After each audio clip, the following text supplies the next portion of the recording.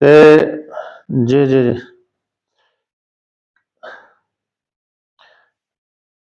तो यहाँ पर वर्णन किया था कि जो लौकिक व्यवहार, लौकिक जो व्यवहार है वो तो बिना जान करके भी हो जाता है, लेकिन शास्त्रीय जो व्यवहार है बुद्धिपूर्वक होता है। जब तक व्यक्ति पर आत्मा को नहीं जानेगा, परलोक संबंधी आत्मा का ज्ञान नहीं होगा, तब तक कर्म में अधिकारी नहीं होगा। तो आत्मा को जान करके, शरीर से पृथक मान करके ही वैदिक कर्म किए जाते हैं। शरीर से पृथक यदि आत्मा नहीं है, ऐसा ज्ञान नहीं है, तो फिर वैदिक कर्म भी नहीं कर सकता। इसलिए तो सामान्य सामान्य ज्ञान को लेकर के वैदिक कर्म करता है, लेकिन जो वेदांत ज्ञान है कैसे है, वेदांत ज्ञान के माध्यम से तो कर्म कांड की उपेक्षा कर देता है, निष्काम कर्म करता है अंतःकरण शुद्धि के लिए, और वेदांत का विचार करता है। तो वेदांत विचार में कर्म कांड की अपेक्षा नहीं है, यानी कर्म के अधिकारी वो नहीं बनता, क्योंकि कर्म कांड में और ज्ञान कांड में विरोध होता है, कर्मों में विरोध है, अधिकार का ही विरोध है, और उपयोगिता भी उसमें नहीं है कर्म कांड की, इसमें ब्रह्म ज्ञान में। हाँ, अंतःकरण शुद्धि के लिए मात्र कर्म किए जाते हैं जो पूर्व में कर दिए गए हैं। अब जो पूर्व में कर दिए गए हैं उससे अंतःकरण शुद्ध हो गया, अब शुद्ध हो जाने के पश्चात फिर कर्म कांड की अपेक्षा नहीं रहती, यानी उसी निष्काम करता रहता है, लेकिन कामना पूर्वक नहीं करता। तो उसी में कहते कर्म कांड के अधिकारी एक कहलाते हैं। कौन कहलाते हैं? चार। तो ब्रह्म ज्ञान होने से प्राक चा तथा भूत आत्मज्ञानात् प्रवर्तमानम शास्त्रम अविद्यावद विषयत्व नाति वर्तते। ब्रह्म ज्ञान होने से पहले, ब्रह्म ज्ञान की प्राप्ति होने से पहले जो व्यक्ति है शास्त्रीय कर्म में प्रवृत्त होता रहता था। तो अविद्या वाला व्यक्ति शास्त्रीय कर्म में प्रवृत्त होता रहता था, उसमें उससे अतिक्रमण नहीं करता था, उससे यानी शास्त्रीय कर्मों से अतिक्रमण नहीं करता था। तो कहता जिस प्रकार से उदाहरण के द्वारा समझाते हैं, तो किस प्रकार समझाते हैं कि यथा तथा ही, अध्यास से के आगम, अध्यास की प्राप्ति में प्रमाण है, अध्यास की प्राप्ति में ये प्रमाण है, तो प्रमाण के द्वारा समझाते हैं। ब्राह्मणो यजेता इत्यादि शास्त्राणि आत्मनि वर्ण आश्रम वयो अवस्था आदि विशेष अध्यासम आश्रित्य प्रवर्तन्ते। के ब्राह्मणों यजेता इत्यादि वाक्य को लेकर के आत्मा में आरोप करके, अध्यास करके, वर्ण है, आश्रम है, वय है और अवस्था है, इस प्रकार से इनको अध्यास बना करके शास्त्र कर्म में प्रवृत्त होता है जीवात्मा। मैं ब्राह्मण हूँ इस प्रकार से, तो ब्राह्मण संबंधी कर्म करता है। तो ब्राह्मण विजेता, तो ब्राह्मण को यज्ञ करना चाहिए। गीता में वर्णन कर दिया था, यज्ञ करना, यज्ञ कराना, दान लेना, दान देना, स्वाध्याय करना, स्वाध्याय कराना, ये ब्राह्मण के कर्म थे। तो ब्राह्मण यजेता, तो इस प्रकार से यहाँ पर ब्राह्मण को लेकर प्रयोग कर दिया गया। टीका में आया है यतः प्रत्यक्ष प्रमाण, अनुमान प्रमाण, अर्थापत्ति प्रमाण, अर्थ आपत्तयो यानी अर्थापत्ति प्रमाण, इन प्रमाणों के माध्यम से अध्यास में ये प्रमाण है।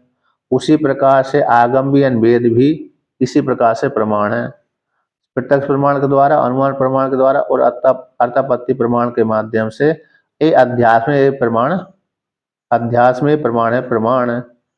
तो आगम भी उसी प्रकार से प्रमाण है कि अध्यास में कि आगम, आगम भी है ना अज्ञानी को विषय करते हैं, वेद भी अज्ञानी को विषय करता है, ज्ञानी को विषय नहीं करता। तो जैसे एक उदाहरण दे दिए वर्ण को लेकर के, तो कहते ब्राह्मण आदि, ब्राह्मण यजेता इत्यादि वाक्य के माध्यम से ये शास्त्र हैं आत्मा में यानी अपने में कर अध्यास को मान करके वर्ण आश्रम आदि की व्यवस्था चलती रहती है। तो पहला दृष्टांत दे दिया ब्राह्मण यजेता, तो ब्राह्मण को यज्ञ करना चाहिए। तो वर्ण को लेकर के, ब्राह्मण है, क्षत्रिय है, वैश्य, शूद्र है, ये चार वर्ण हो गए। तो ब्राह्मण को लेकर के वो ब्राह्मण ऐसा वाक्य प्रयोग कर दिया, तो ब्राह्मण को यज्ञ करना चाहिए। तो इस वाक्य के माध्यम से वर्ण आ गया, ब्राह्मणों यजेत शब्द के माध्यम से आ गया वर्ण व्यवस्था आ गई। आश्रम हो तो आश्रम को लेकर के कह दिया। तो टीका में दूसरी पंक्ति में न हा बहि स्नात्वा भिक्षेद, ये दूसरी आश्रम को लेकर के आया है। यानी जब जिस काल में व्यक्ति कहाँ पर गुरुकुल में पढ़ता था, अब गुरुकुल में पढ़ने के पश्चात फिर स्नान करा करके यानी समावर्तन संस्कार उसने करवा लिया। जब तक गुरुकुल में रह करके अध्ययन करता था तब तक तो भिक्षाटन करता था, भिक्षा मांगता था, क्योंकि बहुत से गुरुकुल में व्यवस्था होती है भोजन की, बहुत से गुरुकुल में नहीं होती। यदि गुरुकुल में भोजन की व्यवस्था ज्यादा रखेंगे, सामान्य को छोड़कर विशेष रखेंगे, तो फिर विद्यार्थी खाने पीने में ही लग जाएंगे, पढ़ेंगे कब। इसलिए तो विद्यार्थियों को समय बच जाए खाने पीने के, बनाने करने के, सामग्री इकट्ठी करने के लिए जो है सामग्री इकट्ठी करो, बनाओ, खाओ, सुरक्षित रखो, फिर यहाँ से लेके आओ, वहां से लेके आओ, ये जिम्मेदारी होती है। इसलिए गुरुकुल वाले, बहुत से गुरुकुल वाले ये सामग्री रखते ही नहीं थे। ये सामग्री कहाँ पहुंचा देते थे, किनके ऊपर रख देते थे? गृहस्थों के ऊपर, जो गृहस्थ जीवन वाले हैं उनके ऊपर जिम्मेदारी रख देते थे। अभी भी गृहस्थ जीवन वाली जिम्मेदारी रखते हैं। तो गृहस्थ लोग मेरे ब्रह्मचारियों को बना बना कर खिलाते थे, और ब्रह्मचारी गुरुकुल में रह करके मात्र अध्ययन करते थे, थोड़ी बहुत सेवा, जो आश्रम की साफ सफाई है ना। उस जंगल में आश्रम है तो वहां तो बात अलग हो गई, तो वहां तो फिर वो उसी में व्यवस्था होती थी। लेकिन जो शहर के बीच में आश्रम है, बस्ती, बड़ी बस्ती के बीच में आश्रम है, गुरुकुल है, तो वहां तो ब्रह्मचारी जाते हैं, भिक्षा मांगने चाहते हैं, भिक्षा लेकर के जाते हैं। इस प्रकार से तो वहां पर गुरुकुल में रह करके अध्ययन करते थे। अब जब अध्ययन समाप्त हो जाता था 12 साल में, अथवा 4 साल में, अथवा 5 साल में, जो जितना पढ़ता है, फिर इसके बाद भाई ब्रह्मचारी क्या स्नान कर करके, स्नान है समावर्तन संस्कार करके, हाँ स्नात्वा काट हो गया समावर्तन संस्कार, तो समावर्तन संस्कार करा करके वह ब्रह्मचारी कहाँ पर आ जाता था? घर में आ जाता था। घर में आने के पश्चात फिर भी वृक्षाटन करे तो उसको निषेध कर दिया। न हा बेई स्नात्वा भिक्षेद, स्नान करा करके यानी समावर्तन संस्कार कराने के पश्चात गृहस्थ आश्रम में आकर के फिर भिक्षाटन आदि न करे। इस प्रकार से यानी धन संपत्ति आदि नहीं है तो बात अलग है, तब तो भिक्षाटन आदि तो सामान्य रूप से जैसे ब्राह्मण आदि मांगते हैं उस प्रकार की मांगे, लेकिन विशेष रूप से भिक्षाटन का अर्थ हो गया उतना ही सेव, उतना ही रहना, उतना ही रखना, जितना आज के दिन का भोजन पर्याप्त हो गया उतने दिन के लिए उतने ही भोजन अन्न ग्रहण करना, लेना, मांगना, ये भिक्षाटन कहलाता है। जैसे सन्यासी अगले दिन के लिए भिक्षाटन नहीं करता कि अगले दिन भी हो जाएगा, भोजन मिल जाएगा, उस अगले दिन के लिए भी इकट्ठी करके रख लें। आज के दिन जो मिल गया वो ठीक है, कल के लिए कल का दिन हो जाएगा। इसलिए कहा गया है कि समावर्तन संस्कार कराने के पश्चात भिक्षाटन न करे। अब कहते हैं इस वाक्य के माध्यम से क्या कर दिया, इस वाक्य के माध्यम से आश्रम का वर्णन कर दिया। तो ब्रह्मचर्य आश्रम, गृहस्थ आश्रम, वानप्रस्थ आश्रम, संन्यास आश्रम, तो 3 आश्रम वाले अरे भिक्षा मांगते हैं, एक आश्रम वाला भिक्षा देता है। एक आश्रम वाला भिक्षा देता है, 3 आश्रम वाले भिक्षा मांगते हैं। तो ब्रह्मचर्य आश्रम वाले भिक्षा मांगते हैं, वानप्रस्थी आश्रम वाले भिक्षा मांगते हैं, संन्यास आश्रम वाले भी भिक्षा मांगते हैं। और देने वाला कौन है? गृहस्थ आश्रम वाले। गृह इसलिए गृहस्थ कमाते हैं और सन्यासी ब्रह्मचारी वानप्रस्थी खाते हैं, है कि नहीं? ये नियम पहले से ही आ रहा है, आप कमाओ और हमको दो है कि नहीं? नहीं, एक कहावत भी है कि एक गृहस्थ कमाता है, सन्यास दूसरा कमाता है, दूसरा खाता है। तो ऐसा वाक्य प्रयोग शास्त्र में अनुमान वो उसमें आता है, स्मृति ग्रंथ में आता है, क्योंकि गृहस्थ ही तो पालन करता है। 3 आश्रम को पालन करने वाला कौन है? गृहस्थ आश्रम ही है। तो इस वाक्य के द्वारा न हा भाई स्नात्वा भिक्षेद, इस वाक्य के द्वारा चारों आश्रमों का वर्णन कर दिया। अब अवस्था को लेकर के आया, वर्ण आश्रम आ गया, वयो, तो वय यानी अवस्था, तो उसको लेकर के तो अब यहाँ पर उसी टीका में अष्टवर्षम ब्राह्मणम उपनयिता, इस वाक्य के माध्यम से अवस्था का वर्णन कर दिया कि ब्राह्मण का उपनयन संस्कार कब तक हो जाना चाहिए? 8 वर्ष की अवस्था में। 8 वर्ष की अवस्था पर्यंत तक ब्राह्मण उपनयन संस्कार करवा लेना चाहिए। करवा उसके माता पिता को 53 द्वितीय तो अष्टवर्षम ब्राह्मण उपनयिता, तो 8 वर्ष की अवस्था में ब्राह्मण को अपने संस्कार हो जाना चाहिए, करवा लेना चाहिए। जैसे अभी नहीं, अभी तो विवाह शादी करवाते हैं, ब्राह्मण है, क्षत्रिय, वैश्य सभी। तो पहले तो ब्राह्मण के लिए नियम था कि 8 वर्ष की अवस्था के बाद यदि ब्राह्मण बालक का जन्म संस्कार होगा तो उसको ब्रह्म बंधु संज्ञा हो जाती है, निकृष्ट संज्ञा हो जाती है। जैसे छांदोग्य उपनिषद में आया ना, श्वेत केतु, उद्दालक के पुत्र श्वेत केतु जब गुरुकुल में नहीं गए तो उन्होंने कहा हमारे कुल में ऐसा कोई पैदा नहीं हुआ जिसकी संज्ञा ब्रह्म बंधु हो जाए, लेकिन तुम ऐसे हो गुरुकुल में जाना ही नहीं चाहते, इसलिए तुम मूर्ख बनना रहना चाहते हैं। ऐसी जब उसने पिता ने अपने पुत्र से कहा तो पिता की वाणी को सुनकर कहा ठीक है, मेरा उपनयन संस्कार करा तो मैं गुरुकुल में जाना चाहता हूँ। तो 8 वर्ष की अवस्था में उसका उपनयन संस्कार हो गया। प्राय करके 8 वर्ष तक करवा देते हैं, 5 वर्ष से लेकर के बहुत तेजस्वी बनाने के लिए 5, जैसे शंकराचार्य भगवान का उपनयन संस्कार 5 वर्ष की अवस्था में ही हो गया था। 8 वर्ष की अवस्था में तो सन्यासी ले लिया था उन्होंने। तो तेजस्वी बालक होते हैं उनके जल्दी हो जाता है, और जो सामान्य है उनका 8 वर्ष की, 6 वर्ष, 7 वर्ष की, 8 वर्ष के बीच में हो जाता है, कभी कभी 9 कर देते, लेकिन प्राय करके 8 वर्ष तक ब्राह्मण का हो जाना चाहिए। क्षत्रिय बालक का उपनयन संस्कार 12 वर्ष तक हो जाना चाहिए, वैश्य बालक का 16 वर्ष तक हो जाना चाहिए। तो ब्राह्मण का 8 वर्ष अवस्था हो गई, क्षत्रिय का 12 वर्ष की अवस्था हो गई, और वैश्य की 16 वर्ष की अवस्था हो गई। इन बालकों का इतनी इतनी उम्र में हो जाना चाहिए। इसके बीच में 5 से लेकर के 8 के बीच में ब्राह्मण, 8 से लेकर के 12 के बीच में क्षत्रिय, 12 से लेकर 16 के बीच में वैश्य। तो इस और शूद्र वर्ण का उपनयन संस्कार नहीं होता, इसलिए निषेध कर दिया, और स्त्रियों का भी नहीं होता है ना, क्योंकि पहले किसी काल में किया था स्त्रियों को। पुरा योगेशु नारीणाम मौजी बंधन मिष्यते। जी जी जी। तो ये मनु यम स्मृति है, यम स्मृति आती है, पुरा यज्ञेशु नारायणाम मौजी बंधन ईष्यते।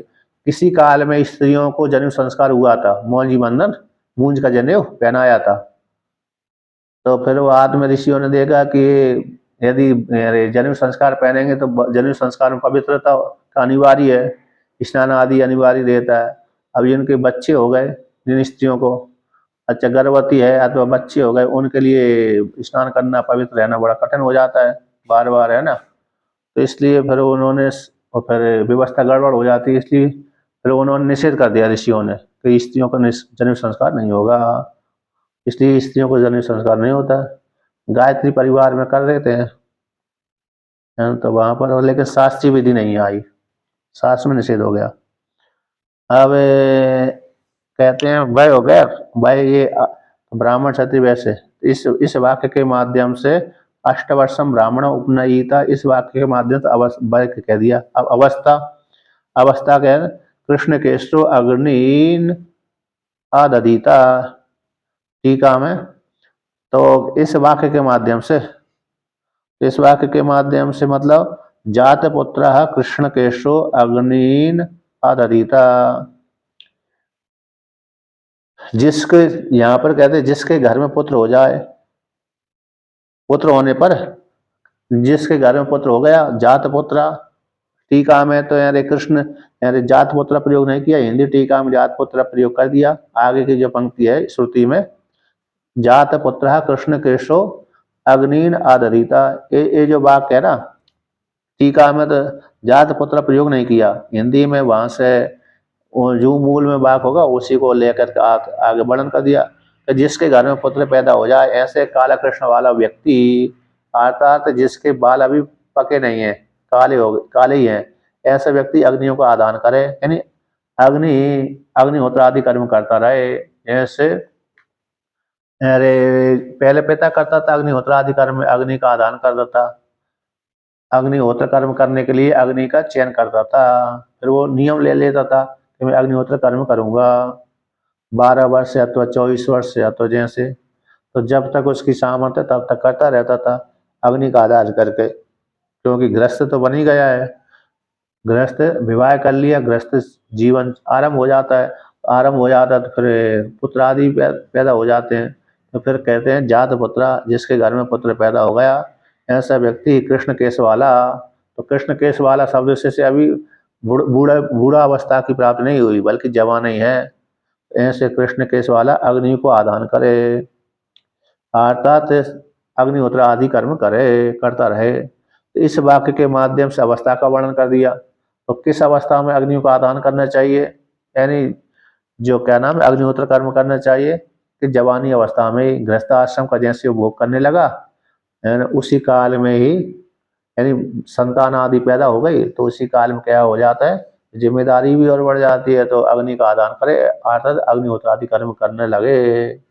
इन वाक्यों के माध्यम से तो अज्ञानी व्यक्ति के लिए कर्म का विधान किया गया है। अज्ञानी व्यक्ति के लिए क्या किया गया है, कर्मों का विधान किया गया है। इस प्रकार से तो इत्यादि जो वाक्य हैं विशेष अध्यास को आश्रय करके, जब शरीर में आत्म बुद्धि है, आत्मा में कर्तृत्व भोक्तृत्व बुद्धि है, ऐसे जब मान लेता है, जड़ में चेतन बुद्धि, चेतन में जड़ बुद्धि जब मान लेता है, आत्मा को अनात्मा, अनात्मा को आत्मा मान लेता है, ऐसे जब अध्यास हो जाता है तो अध्यास को लेकर के ही प्रवृत्त होते हैं।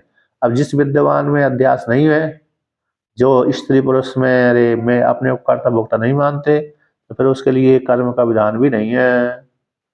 इत्यादि आगम ब्राह्मण आदि पदों के द्वारा अधिकारी का वर्ण आश्रम आदि अभिमान करने वाले को ही विषय करते हैं। ये जो वाक्य हैं, जिसको वर्ण का अभिमान है, आश्रम का अभिमान है, अवस्था का अभिमान है और उम्र का अभिमान है, उन्हीं को लेकर के, उन्हीं को आश्रय बना करके ये क्या होते हैं, शास्त्र वेद वेद वेद और स्मृति ग्रंथ प्रवृत्त होते हैं। अब इसको वर्ण आश्रम आदि का अभिमान है ही नहीं है, तो उसके लिए अध्यास भी नहीं है। इस प्रकार फिर उसके लिए कर्मकांड का विधान भी नहीं है, ऐसा वर्णन कर दिया।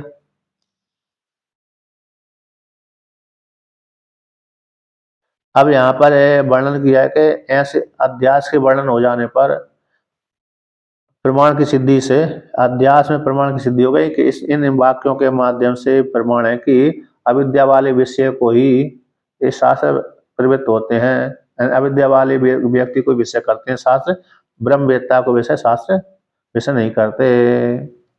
ऐसा सिद्धि हो जाने पर किसका पुत्र कहाँ पर अध्यास करना चाहिए, उसको उदाहरण के द्वारा समझाते हैं।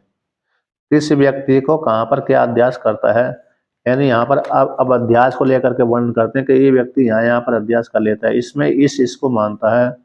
अध्यास का दूसरा लक्षण है, पहले अध्यास का लक्षण दिया स्मृति रूप परत्र पूरा दृष्ट आभासा, ऐसा भगवान ने कहा, यानी स्मृति की जैसा स्मृति, जिसकी स्मृति बन रही उसकी जैसी, और पूर्व अधिकरण में यानी परत्र यानी सामने वाले अधिष्ठान में जो पूर्व में देखा गया, अनुभव किया गया, उस अनुभव किया गया उसकी स्मृति जो बन गई थी उसके जैसी उसमें अधिष्ठान में आरोप कर देना, मान लेना, उसको अभ्यास कहते थे।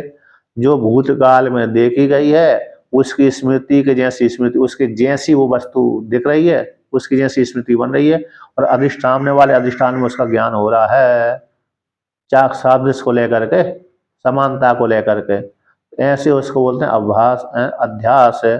और उसका दूसरा अर्थ है तो अध्यास नाम, अध्यास किसको कहते हैं कि अतस्मिन तद बुद्धिर अध्यासा, जो अधिष्ठान नहीं है उस अधिष्ठान में दूसरे का आभास हो जाना। अतस्मिन में, तस्मिन वो भय, जैसे सुक्ति का अधिष्ठान कहलाता है, रस्सी रस्सी का अधिष्ठान कहता है, रस्सी सर्प का अधिष्ठान थोड़ी है, सर्प का अधिष्ठान है। सर्प किसका अधिष्ठान है, सर्प का अधिष्ठान सर्प ही होता है, रस्सी का अधिष्ठान रस्सी होता है, लेकिन रस्सी में, रस्सी रूप अधिष्ठान में सर्प आरोप हो जाता है। तो अतस्मिन, तो जो अधिष्ठान नहीं है उस अधिष्ठान में तद बुद्धि हो जाना, सर्प की बुद्धि हो जाना। सर्प में बुद्धि हो तो कोई बात नहीं है, ठीक ही है, लेकिन सर्प की बुद्धि रस्सी में हो जाती है तो वही अध्यास हो जाता है। तो लक्षण हो गया अतस्मिन तद्बुद्धि अध्यासा। जो अधिष्ठान उसका अधिष्ठान नहीं है, दूसरे का अधिष्ठान है, उसमें दूसरे का आरोप कर देना। रस्सी का अधिष्ठान रस्सी होता है, सर्प का अधिष्ठान सर्प होता है, किंतु सर्प को रस्सी रूप अधिष्ठान में आरोप कर देते हैं सादृश्य को लेकर, समानता को लेकर के। उसी को कहा गया अतस्मिन तद्बुद्धि अध्यासा इति अवोचामा। तो इसको हमने पहले कह दिया गया, किस वाक्य के द्वारा कहा गया कि स्मृति रूप परत्र पूर्वदृष्ट अवासा। अवोचामा भूतकाल का वाचक है, तो भूतकाल का वाचक है तो भाई फिर हमने कह दिया गया, तो कहाँ कह गया, कहाँ था हमने, तो इस वाक्य के माध्यम से कहा था स्मृति रूप परत्र पूर्वदृष्ट अभाषा अध्यासा, इस वाक्य के माध्यम से। अब यहाँ पर वर्णन करते हैं कि कौन व्यक्ति किस प्रकार से मानता है, अध्यास कर लेता है, तथा तद्यथा जिस प्रकार से अध्यास होता है उसी को यहाँ पर वर्णन करते हैं। तो जैसे दृष्टांत के द्वारा समझाते हैं कि व्यक्ति देखो यहाँ पर अध्यास कर लेता है कि पुत्र भार्यादिषु विकलेषु सकलेषु वा अहमेव विकलः सकलो वा इति बाह्य धर्मान आत्मनि अध्यस्यति। जैसे सामान्य जो रागी व्यक्ति होता है, सामान्य रागी, विशिष्ट रागी वो कह सकते सामान्य, पुत्र को कहते हैं पुत्र के बिना नहीं रहता बहुत से व्यक्ति। पुत्र यदि मर गया तो समस्या, जीवित है तो भी समस्या तो नहीं है, अरे तो प्रसन्न रहता है। तो पत्नी मर गई तो समस्या, जीवित है तो कोई समस्या ही नहीं है। तो उसी प्रकार से आदि शब्द से समझ जाते हैं। तो पुत्र में, भार्या यानी पत्नी में, आदि शब्द से माता में, पिता में, भाई बंधु में, पति में, सब में। विकलेशु विकल हो जाने पर, नष्ट हो जाना, विकल यानी नष्ट हो जाना, मर जाना, एक एक या तो सभी मर जाना। सकलेशु सभी के विद्यमान रहने पर, तो कहते वह हमें विकला, यदि सारे मर गए, पत्नी मर गई, पुत्र मर गया, है ना, और भाई बंधु मर गए, माता पिता मर गए, तो कहता मैं मर गया। और सभी हैं, भाई भी है, बहन भी है, पुत्र भी है, पुत्री भी है, माता पिता आदि भी है, पत्नी भी है, सभी है, तो कहते मैं सकल हूँ, मैं संपूर्ण हूँ। इस प्रकार से दूसरे को धर्मों को अपने में मानता है, बाह्य धर्मान। तो बाह्य धर्मों को, इन पुत्र पत्नी आदि के धर्मों को अपने में मानता है। पुत्र के दुख होने पर, पुत्र को दुख होने पर अपने को दुखी मानता है, पत्नी को दुख होने पर अपने को दुख मानता है। पत्नी को दुख हो रहा है तो कहता है मेरे को दुख हो रहा है। तो बाह्य धर्मों को अनात्मा में, बाह्य धर्मों को आत्मा में क्या कर लेता है, अध्यास कर लेता है। जो बाह्य जो धर्म है, पत्नी पुत्र आदि कैसे अनात्मा है ना, उनके जो शरीर है वो अनात्मा ही है, तो उनके धर्म, उनके कष्ट आदि को अपने में आरोप कर लेता है। तो इस प्रकार से आरोप कर लिया, क्या हो गया, अध्यास कर लिया। अब यहाँ से बाह्य धर्मों को आरोप कर लिया, उसी प्रकार से शरीर के धर्मों को आत्मा में आरोप कर देता है। किसके, शरीर के धर्मों को आत्मा में आरोप करता है।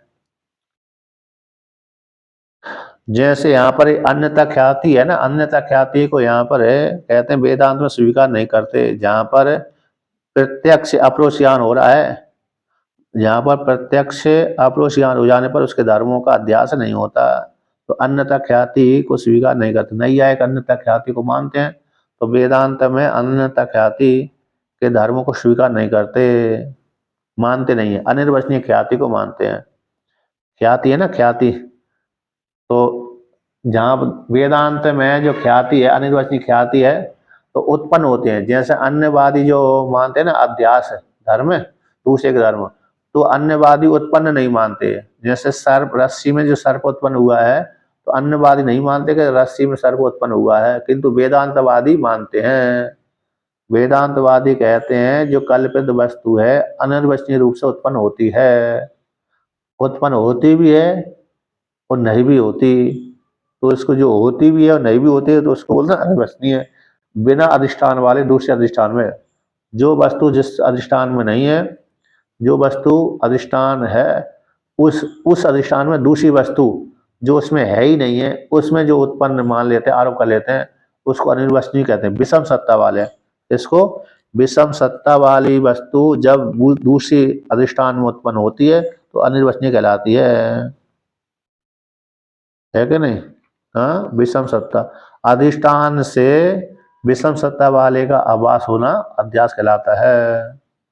जैसे सुक्ति है ना, सुक्ति, सुक्ति और रजत है, रजत का अधिष्ठान रजत होता है, सुक्ति का अधिष्ठान सुक्ति होता है।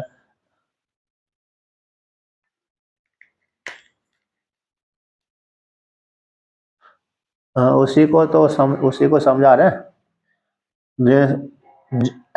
जैसे किसी का कोई मर जाता है ना, जिसको पत्नी में बहुत राग होता है, पति में बहुत राग होता है, अरे पुत्र में बहुत राग होता है, किसी का पुत्र बहुत ज्यादा कार्य करता है, माता पिता को के प्रति बहुत आदर भाव रखता है, बहुत काम करता है। जैसे किसी के 4-5 पुत्र हैं, लेकिन एक पुत्र बहुत कमाता है।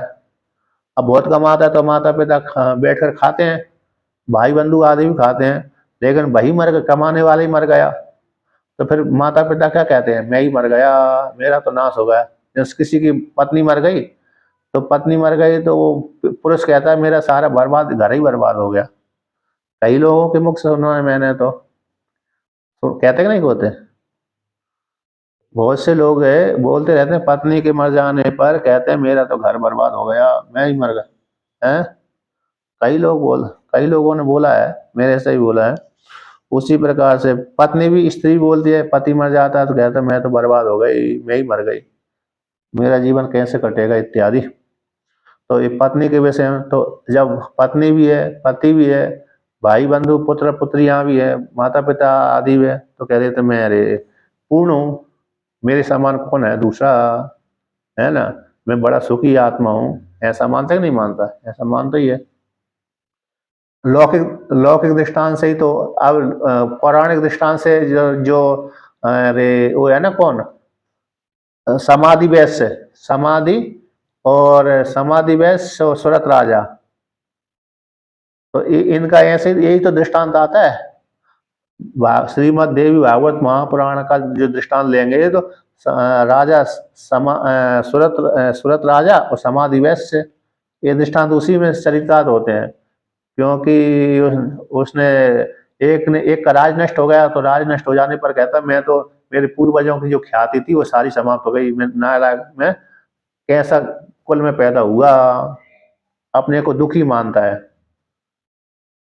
इस प्रकार से परिवार छिन्न भिन्न हो गया, तो उसका पुत्र आदि मर गए थे युद्ध क्षेत्र में, लेकिन कुछ बचे भी रहे होंगे, लेकिन अरे कुछ मर गए, लेकिन अपने को सुखी दुखी मानता था।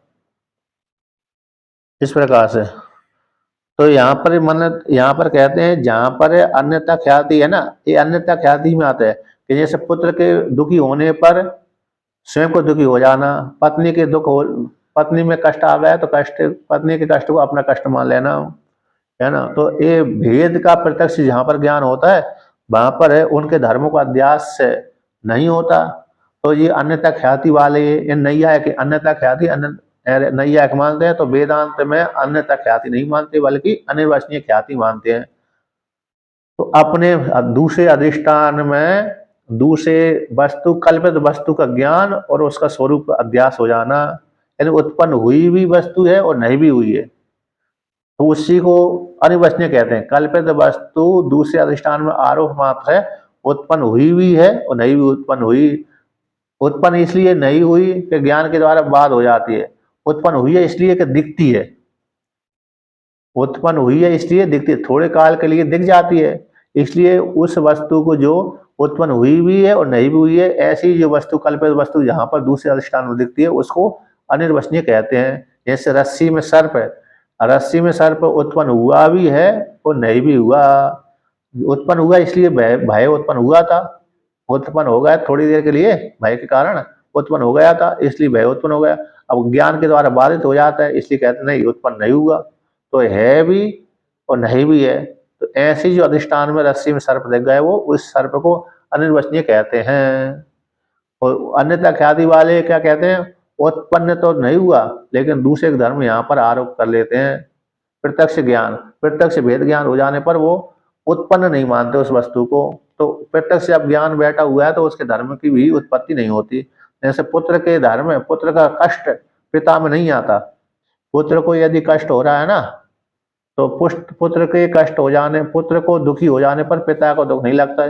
ये शारीरिक दुख है ना, तो शारीरिक दूसरे का जो दुख होता है, जैसे चाहे पत्नी में जाए, चाहे पति में जाए, चाहे स्त्री में जाए, चाहे पुरुष में जाए, उसके शारीरिक दुख को दूसरा व्यक्ति धारण नहीं कर सकता।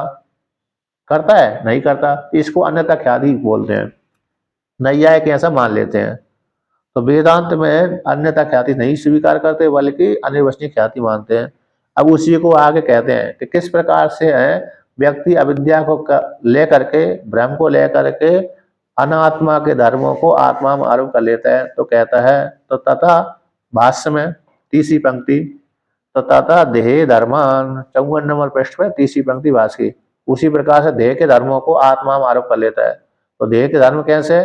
स्थूलो हम, कृष्णो हम, गोरो हम, गौरो हम, तिष्ठामि, गच्छामि, लंघयामि चैति। इसमें स्थूल हूँ, बहुत मोटा है, स्थूल हो गया। कृष्ण बहुत खाता पीता नहीं है, कम खाता है, तो कृष्ण हो गया। पतला है इसलिए कहता है कृष्ण हो गया। बहुत सुंदर है, गोरा है ना। जिसके माता पिता गोरे हैं तो उसका पुत्र भी गोरा होगा, पुत्र पुत्रियां भी गोरे होंगे। और जिसके माता पिता काले हैं तो फिर उसके पुत्र पुत्रियां भी काली हो जाएंगी। और कहीं गोरा पिता है तो माता गोरी, माता काली, तो फिर विपरीत हो जाता, कभी दोनों प्रकार से हो जाते हैं। तो कहते हैं गोरा है, मैं गोरा हूँ, मैं काला हूँ, मैं बैठा हुआ हूँ, तिष्ठामि स्थित हूँ, बैठा हुआ हूँ, गच्छामि चल रहा हूँ, लंघयामि लंघन कर रहा हूँ, भ्रमण कर रहा हूँ, इत्यादि। इस किसके धर्म है? प्राण से युक्त होकर के स्थूल शरीर के धर्म है। प्राण से युक्त होकर के, प्राण चेष्टा कर रहा है, इसी प्राण से युक्त होकर के स्थूल शरीर के धर्म है। स्थूल शरीर, जो मोटा शरीर है वो भी स्थूल देह है, शरीर के ही धर्म है। कृष्ण भी शरीर के ही धर्म है, गोरा भी शरीर ही है, प्राण भी नहीं देखता, प्राण गोरा है कि काला है ना। तो इसलिए तो गोरा शरीरी जो खाल चर्म है, वो चर्म गोरी है, तो कह दिया मैं गोरा हूँ। और मैं शरीर, स्थूल शरीर बैठा हुआ है तो कहता है मैं बैठा हुआ हूँ। स्थूल शरीर चल रहा है तो मैं चल रहा हूँ। स्थूल शरीर भ्रमण कर रहा है, लांग रहा है, तो अरे मैं कहता है मैं लांग रहा हूँ। तो स्थूल शरीर के धर्मों को आत्मा में आरोप कर लेता है। अब इंद्रियों के धर्मों को भी आत्मा में आरोप करता है। किसके धर्म को? इंद्रियों को। यहाँ पर देखिए टीका में कि जैसे देह इंद्रिय धर्मों को, देह इंद्रिय के धर्मों को, देह और इंद्रिय के धर्म को मन से विशिष्ट आत्मा में अध्यास करता है। मन से विशिष्ट जो आत्मा होती है जागृत अवस्था में, किसमें? जागृत अवस्था में जो मन से विशिष्ट आत्मा होती है, उस आत्मा में स्थूल शरीर के धर्मों को और सूक्ष्म इंद्रिय के धर्मों को अपने में मान लेता है जागृत अवस्था में। किंतु मन से विशिष्ट आत्मा होना चाहिए। आत्मा तो है लेकिन मन से युक्त है, मन से विशिष्ट है। ऐसी मन से विशिष्ट आत्मा में अध्यास करता है।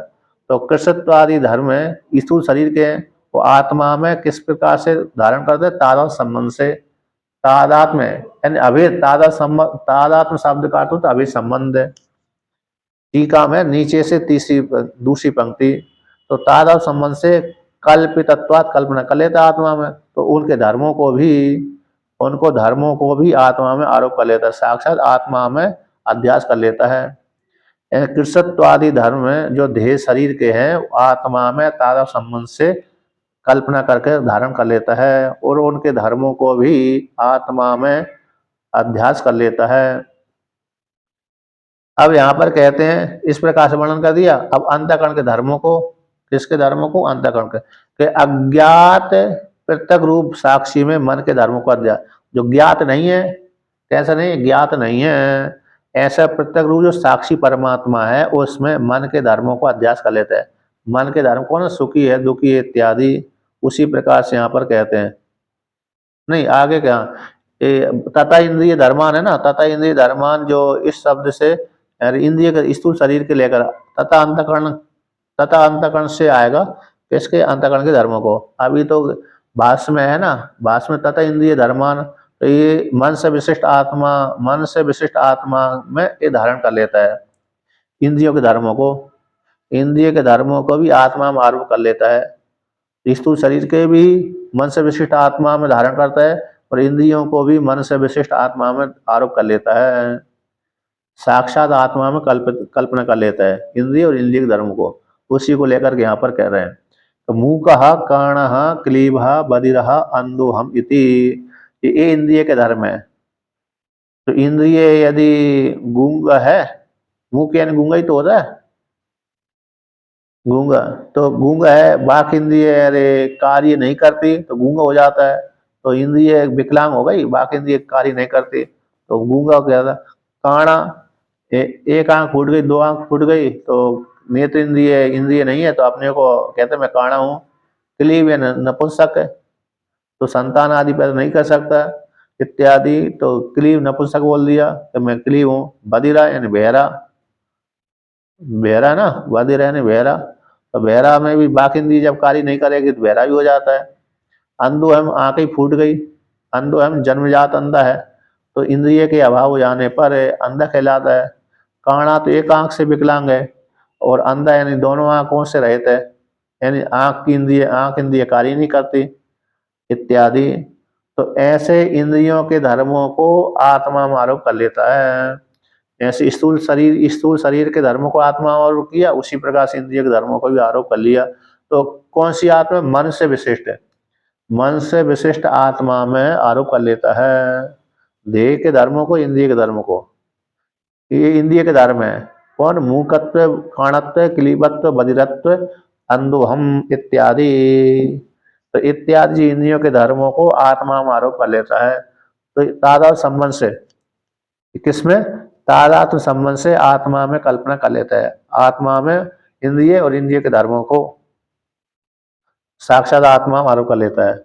अब यहाँ पर कहते हैं अज्ञात जो पृथक रूप आत्मा है साक्षी, उसमें मन के धर्मों को भी आरोप कर लेता है, मन के धर्मों को आरोप कर लेता है। जागृत अवस्था में, जागृत अवस्था में जीवात्मा का जब अध्यास होता है तो मन से विशिष्ट आत्मा में अध्यास हो जाता है तादा संबंध को लेकर के, ठीक है ना। देह इंद्रिय के धर्म को मन से विशिष्ट आत्मा में अध्यास कर लेता है, करता है। और ये चेतन के द्वारा स्थूल शरीर भाष्य होता है, लेकिन कौन से चेतन के द्वारा? मन से विशिष्ट आत्मा के द्वारा ये स्थूल शरीर सूक्ष्म शरीर मतलब हाँ भाषित होता है। और जो मन है, मन सीधा साक्षी के द्वारा भाष्य होता है। स्वप्न अवस्था वाला जो मन है, स्वप्न अवस्था, जागृत अवस्था तो चेतन आत्मा के द्वारा भाष्य होता है, लेकिन मन से विशिष्ट चेतन आत्मा के द्वारा भाषित होती है और विषय करता है। और स्वप्न अवस्था में किसके द्वारा विषय बनता है? स्वप्न अवस्था तो साक्षी चेतन के द्वारा ही भाष्य होती, विषय बनाई जाती है।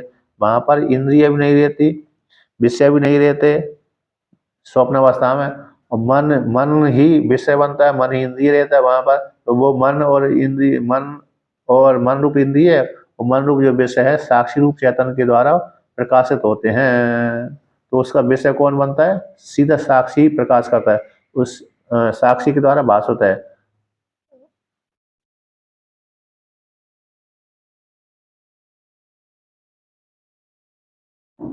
मन में वृत्ति, मन एक वो है, अंतःकरण विशेष है। उस आत्मा आत्मा से युक्त अविद्या, अविद्या क्योंकि मन है ना, मन अविद्या का कार्य है। संयोग संबंध होता है यहाँ पर, तादाद संबंध संयोग संबंध है।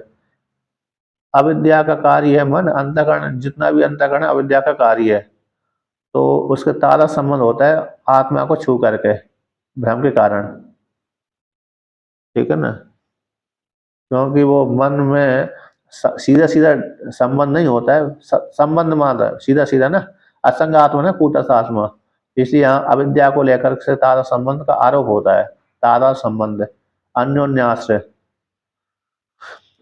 तो यहाँ पर ये वर्णन कर दिया, मतलब स्वप्न अवस्था किसके द्वारा भाष्य होती है? साक्षी चेतन के द्वारा भाष्य होती है, सूर्य चंद्रमा आदि के द्वारा प्रकाशित नहीं होती। और यहाँ पर जागृत अवस्था सूर्य चंद्रमा आदि के माध्यम से, इंद्रियों के माध्यम से मन से विशिष्ट आत्मा जगत को प्रकाशन करती है। अब वो स्वप्न अवस्था में तो मन ही सम विषय बनता है। मन मन किसके द्वारा प्रकाशन होगा? साक्षी चेतन के द्वारा प्रकाशन होगा। उसी को लेकर कहते हैं कि अज्ञात रूप ब्रह्म में, अज्ञात रूप ब्रह्म रूप साक्षी में जो अज्ञात प्रत्यक्ष रूप साक्षी है उसमें मन के धर्मों को अध्यास करते हैं। तो तथा, अरे 55 नंबर पृष्ठ पे, तो तथा अंतःकरण धर्मान काम संकल्प विचिकित्सा अध्यवसाय आदीन, अध्यवसाय आदीन कहते हैं। संकल्प कामना, सबसे पहले कामना आ गई। तो अंधकरण के 4 धर्म है ना, कामना है, इच्छा, संकल्प है, ये करूं ये ना करूं, इसको मैं करना, मेरे को करना ही है संकल्प, विचिकित्सा संशय, अध्यवसाय निश्चय, अंतःकरण, ये अंतःकरण के धर्म हो गया। संकल्प तो मन का हो गया, विचिकित्सा रे कामना, काम किसका हो गया धर्म में, कामना भी उसी के। 2 में अंतर्भूत कर दो, 2 में मन बुद्धि में, है ना। या तो फिर अध्यवसाय, तो निश्चित रूप अध्यवसाय है तो अध्यवसाय सीधा बुद्धि का ही धर्म होता है, निश्चयात्मक बुद्धि। विचिकित्सा संशय, संशय किसका मान लेंगे, मन का माने। संकल्प कल तो मन का धर्म होता है। कामना भी बुद्धि में रहती है, लेकिन इसलिए मन बुद्धि चित्त अहंकार सबको मिला करके यहाँ पर इसको बोली बुद्धि अंतःकरण ही मान लिया। यानी कामना भी बुद्धि, संस्कार भी, कामना इच्छा वो भी मन में ही रहती है।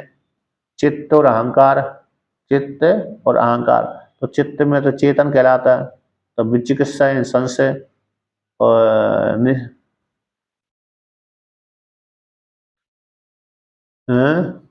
तो चित्त में स्मृति, चित्त में स्मृति रहेंगे। इस चित्त में ऐसा वाक्य आता है। अच्छा, तो तो निश्चयात्म बुद्धि, बुद्धि हो। और हम करोती थी अहंकार है, यहाँ से अहंकार का आएगा, हम करोती थी अहंकार। और चित्ता चित्त का चित्त तो ज्ञान और चित्ती थी ज्ञानम।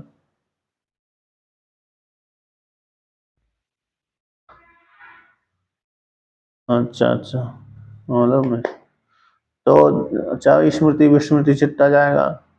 तो यहाँ तत्वबोध में, अच्छा तत्वबोध में एक बार मैंने पढ़ाया था उसको, पढ़ा भी है पढ़ाया भी है, भूल भाल गया, बार बार देखने पड़ती है तो फिर वो आ जाते हैं। या तो फिर कंठस्थ बने रहे, कंठस्थ बने रहे। ये तो ये 2 प्रसिद्ध ही हैं। ये न्याय में खूब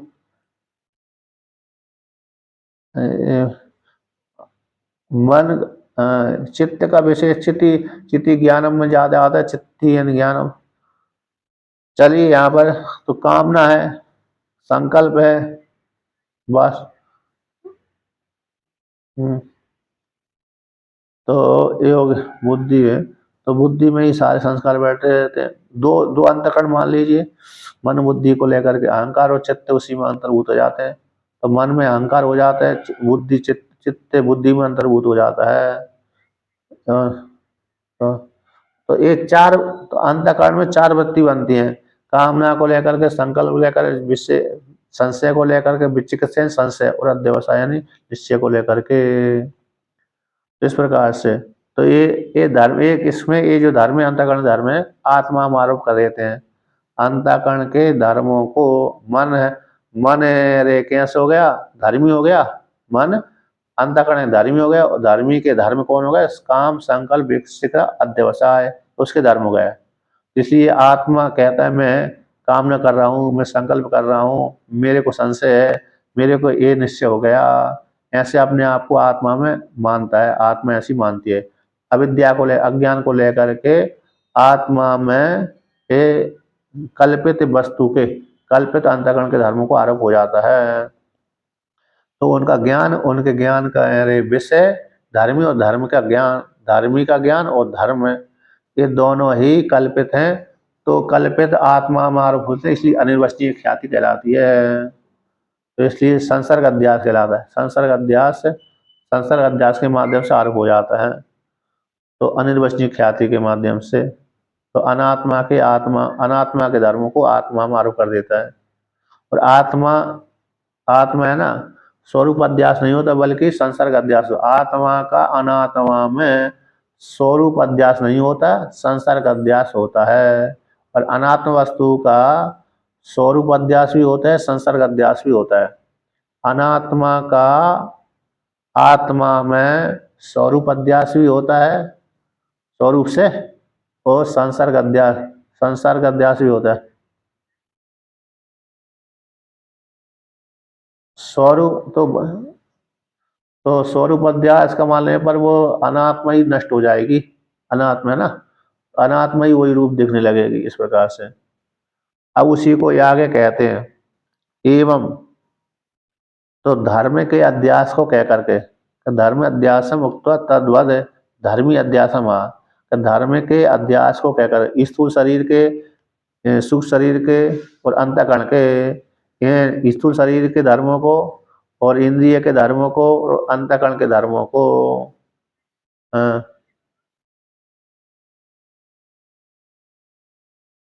जैसे आत्मा सत्स्वरूप, ज्ञान स्वरूप, आनंद स्वरूप है। आत्मा चेतन स्वरूप है आत्मा। अब ये आत्मा है, तो इन आत्म स्वरूप का ही अनात्मा में किसमें अंतःकरण में आरोप करेंगे तो अंतःकरण ही नष्ट हो जाएगा, है ना। अंतःकरण में इसलिए असंग और एक आत्मा असंग कूटस्थ है, असंग कूटस्थ है। इसलिए आत्मा अधिष्ठान वस्तु जो सत्य है आत्मा, उसका स्वरूप अध्यास नहीं होता बल्कि संसर्ग है, संबंध मात्र है। तो जैसे रस्सी है, रस्सी रूप अधिष्ठान का सर्प में अरे अध्यास नहीं होता है, स्वरूप अध्यास नहीं होता। रस्सी का जो स्वरूप है, रस्सी जैसी है, उसका सर्प में अध्यास कैसा स्वरूप अध्यास नहीं होता बल्कि संसर्ग अध्यास होता है, संबंध अध्यास है। और सर्प का, यदि रस्सी सर्प में रस्सी देखने लगे तो वो सर्प का ज्ञान नहीं होगा बल्कि किसका ज्ञान होगा, रस्सी का ज्ञान हो जाएगा। रस सर्प बाधित हो जाएगा ना वहां पर। जैसे कुछ देर के लिए जहां से रस्सी में सर्प का ज्ञान होता है, सर्प के संस्कार के माध्यम से सर्प दिखने लगता है। सर्प का धर्म था काटना पीटना आदि, वो सर्प भी, तो इसमें इसी सर्प का जो स्वरूप है, सर्प का स्वरूप यानी आकृति विशेष, और सर्प का जो धर्म है काटना पीटना आदि, हलना टुलना इत्यादि, जो दोनों धर्म है और स्वरूप भी रस्सी में आरोप हो जाता है थोड़ी देर के लिए। अब ज्ञान होने के पश्चात वो बाद हो जाता है। यदि अधिष्ठान का ही उसमें कल्पित वस्तु में आरोप करेंगे, स्वरूप अध्यास है, तो वो फिर वो बात नहीं होनी चाहिए थी। लेकिन यहाँ पर बात हो जाता है, कल्पित वस्तु बात हो जाती है। इसलिए अधिष्ठान वस्तु का संसर्ग अध्यास होता है। किसका? हाँ, इसलिए आत्मा से इतना सारा कल्पित है, इसलिए सारी कल्पित वस्तु का आत्मा में स्वरूप अध्यास और संसर्ग अध्यास दोनों अध्यास होते हैं। तो इसलिए वहां पर अनात्म अनात् अनात्मा में आत्मा का अनात्मा में आत्मा का संसर्ग अध्यास होता है। अनात्मा अनात्मा में आत्मा का संसर्ग अध्यास और अनात्मा का आत्मा में स्वरूप अध्यास और संसर्ग अध्यास, दोनों अध्यास कहलाते हैं। उसी प्रकार से अहंकार का स्वरूप अध्यास भी होता है और संसर्ग अध्यास भी होता है। और आत्मा का अहंकार में मात्र संसर्ग अध्यास होता है, जिसको संबंध अध्यास ही बोलते हैं। संबंध अध्यास संसर्ग अध्यास समान अर्थ का बोध कराने वाले हैं। उसी को लेकर के यहाँ पर कहते हैं एवं, धर्म के अध्यास को कहकर के धार्मिक अध्यास को वर्णन करते हैं। एवं भाष्य में अहम प्रत्ययनम अशेष स्वप्रचार साक्षिणी प्रत्यग आत्मनि अध्यस्य तम च प्रत्यग आत्मानं सर्वसाक्षिणं तद विपर्येण अंतःकरणादिषु अध्यस्यति। एवं इस प्रकार से धर्म के अध्यास को कहकर धर्मी के अध्यास कहते हैं। एवं इस प्रकार से हम प्रत्ययनम तो हम प्रत्ययनम का अर्थ हो गया यहाँ पर अंतःकरण। हम प्रत्यय शब्द का अर्थ है अंतःकरण।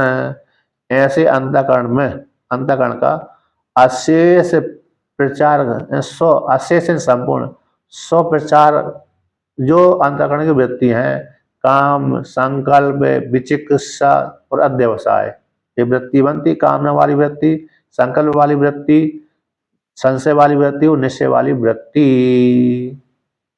एक प्रकार की वृत्ति नहीं बनती, 4 प्रकार की वृत्ति भी अनेक प्रकार की बनती रहते हैं। घट वाली घट के विषय का संकल्प, घट के विषय की कामना, घट के विषय के, पट के विषय में कामना, संकल्प, चिकित्सा, अध्यवसाय, जो भी वस्तु दिख रही है उनके विषय में 4 चीज। तो जो अशेष है संपूर्ण 100 प्रचार है, 100 प्रचार है अंतःकरण के धर्म वृत्ति, अंतःकरण की वृत्ति विशेष ये धर्मों को लेकर के बनती हैं। तो ये जो प्रचार हो रहा है अंतःकरण की वृत्तियां हैं, वे साक्षी में, प्रत्येक आत्मा में अध्यास हो जाता है। अंतःकरण धर्म किसका? अंतःकरण की वृत्तियां उस प्रत्येक आत्मा में अध्यास हो जाता है, अध्यास कर लेते अविद्या को लेकर के, ठीक है ना, साक्षी में अध्यास करते हैं। तो उसी को लेकर के ये इतना वाक्य ना, तो टीका में, किसमें? टीका में 5वां नंबर पृष्ठ है। अंतःकरणम ऊपर की पंक्ति है, तो अंतःकरण में साक्षी में, अंतःकरण को साक्षी में अभेद रूप से, अभेद यानी अभेद रूप से अध्यास करके, पहले अंतःकरण को कर दिया अध्यास करके, उनके धर्मों यानी कामादियों को भी, अंतःकरण के कामादि धर्म को भी अध्यास कर लेते, इसमें जान लेना चाहिए।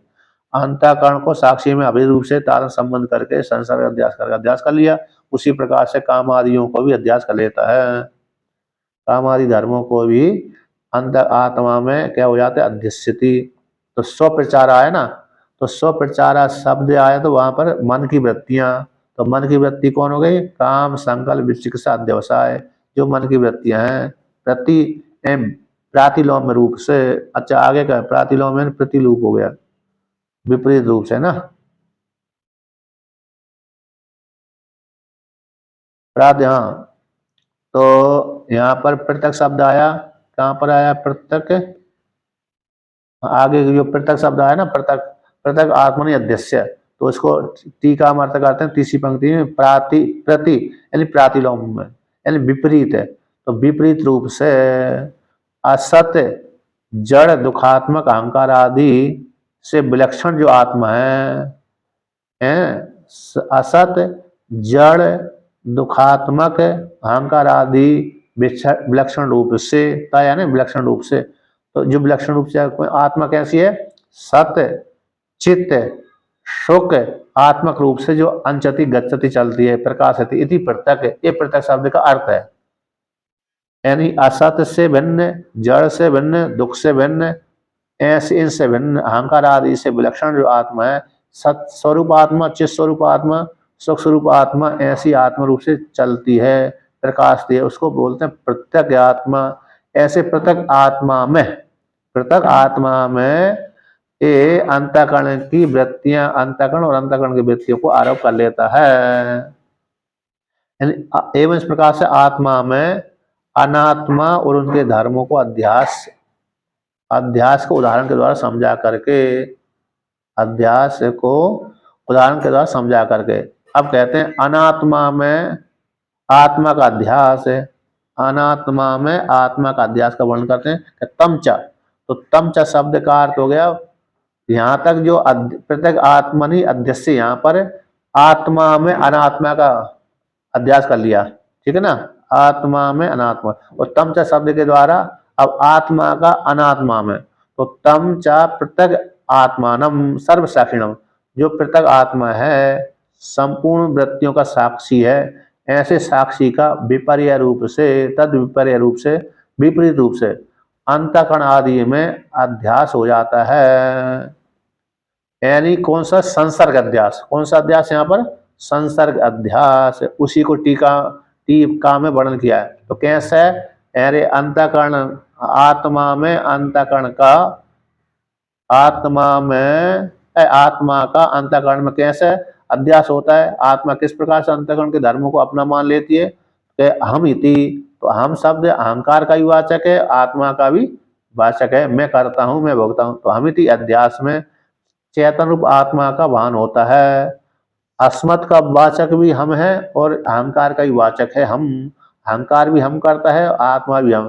तो जो मैं करता हूँ, मैं खाता हूँ, मैं पीता हूँ, यहाँ पर जो अहंकार है उसमें चेतन रूप परमात्मा का भान होता है। हमिति अध्यास में चिदात्मा का भान होता है। यदि ऐसे हम में चेतन रूप आत्मा का वास न हो, भान न हो, अहंकार में आत्मा का भान न हो, तो जगत कैसे अंधा की प्राप्ति हो जाएगी। जगत आंध्यत्व आपत्ति, जगत जगदांध आपत्ति, जगत कैसे अंधकारमय हो जाएगा। तो कहते हैं जब तक अध्यास नहीं होगा, उसी को आगे वर्णन करते हैं, न चा अनध्यस्तस्य अध्यासे भानम अस्ति। जिस वस्तु का जो जहां पर अध्यास नहीं हुआ, उस वस्तु को अध्यास नहीं होता। जैसे घट में पट का अध्यास नहीं हुआ, तो घट को पट नहीं कह सकते, है ना, मान नहीं सकते। जहां पर घट में पट का अध्यास होगा, जैसे रस्सी में सर्प का अध्यास हो जाता है, इसलिए वहां पर रस्सी में सर्प दिख जाता है। लेकिन रस्सी में सीपी का अध्यास नहीं होता, रस्सी में सीपी का अथवा चांदी का अध्यास नहीं होता। तो इसलिए रस्सी में सीपी भी नहीं देखती, चांदी भी नहीं देखती। तो इसलिए जहां पर जो वस्तु अध्यस्त नहीं होती, ऐसे अनध्यस्त वस्तु का अध्यास में भान नहीं होता है। इसलिए यहाँ पर अहंकार में आत्मा का अध्यास हो जाता है, संसर्ग अध्यास से। इसलिए उसी को दृष्टांत द्वारा समझाते, तस्मात् रजत आदि में, रजत आदि में इदम, इदम में रजत आदि में जैसे, रजत आदि में जैसे इदम अंश है ना अधिष्ठान का, यह रजत है, तो वहां पर संसर्ग अध्यास कहलाता है। जैसे रजत आदि में, रजत तो कल्पित वस्तु है, ऐसे रजत रूप कल्पित वस्तु में जैसे इदम अंश का अध्यास हो जाता है, उसी प्रकार से इदम इदम अंश का अधिष्ठान रूप जो इदम अंश है, वो इसका जैसे रजत आदि में अध्यास हो जाता है, संसर्ग अध्यास, उसी प्रकार से इदम जो अधिष्ठान रूप आत्मा है, उस आत्मा का भी जो अहंकार आदि में कैसे उस संसर्ग अध्यास जान लेना चाहिए। तद विपर्यण रूप से, तो तद विपर्यण रूप से अर्थ कर दिया विपरीत रूप से। इन सब सारा साक्षी जो संपूर्ण वृत्ति को साक्षी है, से परमात्मा का विपरीत रूप से अंतःकरण के धर्मों को, अंतःकरण के धर्मों को अपना आत्मा मान लेते हैं। तो अहंकार उसमें अंतःकरण के धर्म को ना, काम है, संकल्प है, तो आत्मा कहते हैं मेरे काम है, मेरी संकल्प है, मैं मेरे निश्चय है, मैं निश्चय करता हूँ, मेरे को संशय हो रहा है, और अपने को जड़ मान लेता है, परिच्छिन्न हूँ। तो उसी को टीका में कहा गया, तस्य अध्यस्त जड़स्य, अध्यस्त जो जड़ है उसका विपर्य कौन, अधिष्ठान।